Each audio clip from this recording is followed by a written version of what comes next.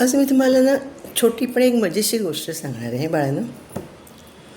तुम्ही ऐकलं असेल, 31 7 जणांनी वाटून खा. याचा अर्थ तुम्ही सांगू शकाल? नाही ना. एका आजीने तिच्या नातीला एक ती दिला नेले 7 जणांनी वाटून खा. ती म्हणते, आजी कसं शक्य आहे, 31 7 जणांमध्ये कसं खाणार? ते तू बघ, मी सांगितलेलं आहे. बराच विचार करते, तिला काही सुचत नाही. मग ती सहज ना ते एक वाटी घेते, त्या वाटीमध्ये थोडी माती टाकते आणि त्या मातीमध्ये तीळ टाकते, त्याच्यावर पाणी घालते, अक्षरशः वाटीत. बघूया काय होतं ते. आणि ते 4-5 दिवसांनी त्या तिळाला थोडंसं अंकुर फुटतात. ती म्हणजे अरे बापरे, असं होतं का?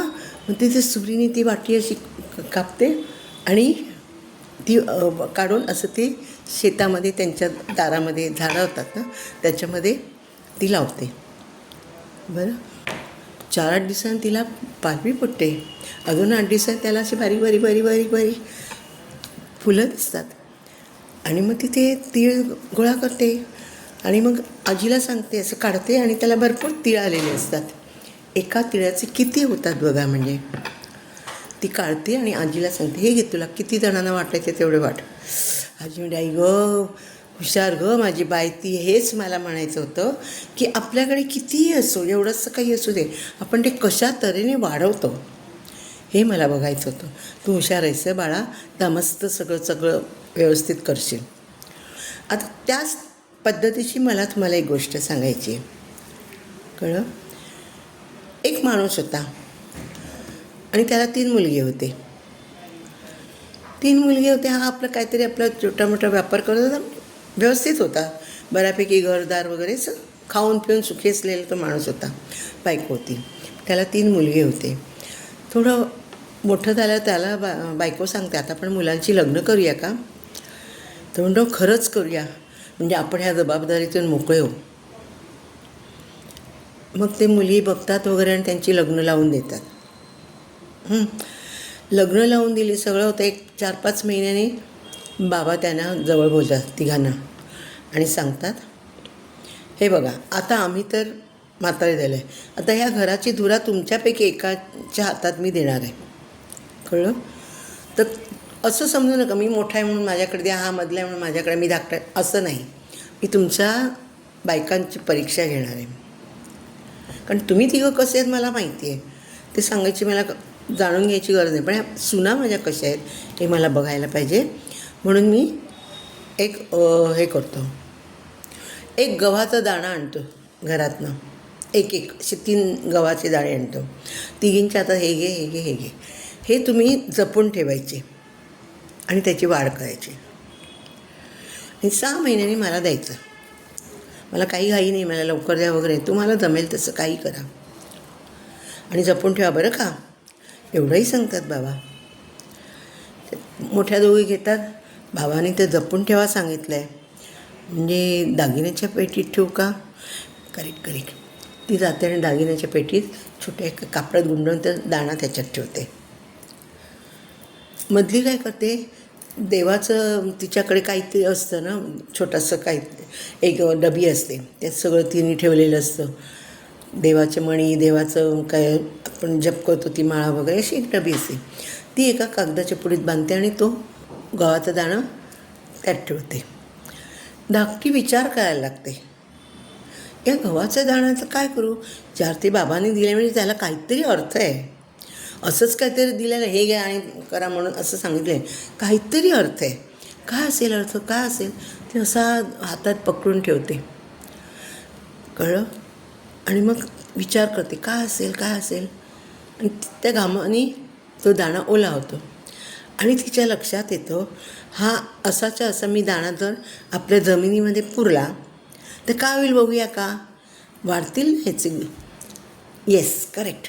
ती धावत जाते, आपल्या मागच्या बाजूला जाते, जमीन असते, त्या जमिनीमध्ये थोडीशी अशी खणते, त्याच्यामध्ये तो आपला गव्हाचा दाणा ठेवते, वरनं माती घालते, पाणी घालते, जाते आपल्या माघारी आणि त्याला अशी काहीतरी कडा लावते. कुठे ठेवले आपल्याला कळायला पाहिजे ना, अशी थोडीशी दगडांची कडा लावते आणि जाते घरात. ते काम करते जे होते मध्ये जाऊन एक दिवसाळ जाऊन पाणी घालायचं आणि सगळं तिथं चालूच आहे. 8-10 दिवसांनी ती बघायला येते, काय झालं असेल बघूया. मग ती थोडंसं बाजूने अलगद बघते, अरे त्याला तर अंकुर फुटले आहेत, म्हणजे ह्या आता गव्हाचा दाणा रुजला आहे माझा, कळलं. मग ती सगळी माती बाहेर काढली, बाजूला करते, त्याला पाणी घालते, त्याला खत घालते आणि सगळी त्याची निगराणी राखते. 8-10 दिवसांनी ते चांगल्यापैकी वर येतं.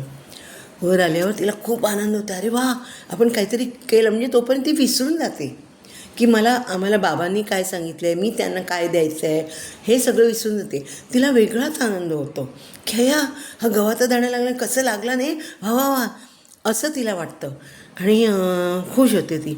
पण ती कोणाला बोलवते, आपण थोडं सरप्राईज ठेवूया. आणि होतं 1 महिन्याने काय होतं, त्याला ना गव्हाला काय म्हणतात कणसं लागतात अशी छोटी छोटी छोटी छोटी. आणि तिला वाटतं अरे हे का. आणि ती बाबांना बोलवते आणि सांगते, बाबा तुम्हाला ना गव्हाचा दाणा बघायचा आहे का माझा. ते म्हणतात हो ऑफकोर्स नक्कीच बघू. तर ते तिला येतात तिच्या मागोमाग आणि त्या एका गव्हाचे असे एवढं वाढलेलं असतं की ते खाली पडल्यावर त्याच्याबद्दल अजून शेती वाढली असती, खूप वाढलं असतं. ती बाबांना दाखवते, बघा बाबा मी एका गव्हाचे केवढे दाणे केले. बाबा असे तिच्याकडे सरप्राईज होऊन बघतात, अरे कमाल आहे तुझी, हे तुला कसं सुचलं, खरंच तू ग्रेट आहेस, कळलं. तर आता मुलांना त्यांनी बोलवलं, आपले सगळं जे काय असेल ना वाढवायचं काम असेल ना, संपत्ती ऐश्वर जे काही वाढवायचं असेल ना ते मी कोणाच्याही नावावर करणार नाही, कुणाच्याच नाही, फक्त वाढवायचं काम ही करतं आणि तिच्याच हातात मी हे सगळे अधिकार दिलेले आहेत.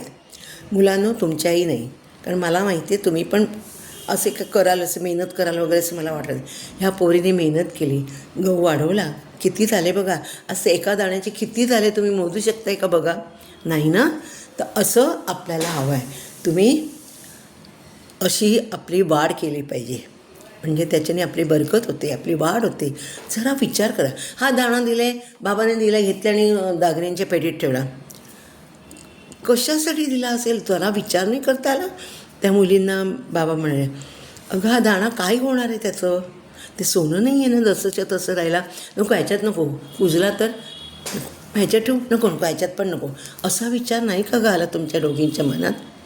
आणि हा विचार हिनी केला, तिने अजून वाढवलं आपलं हे, कळलं.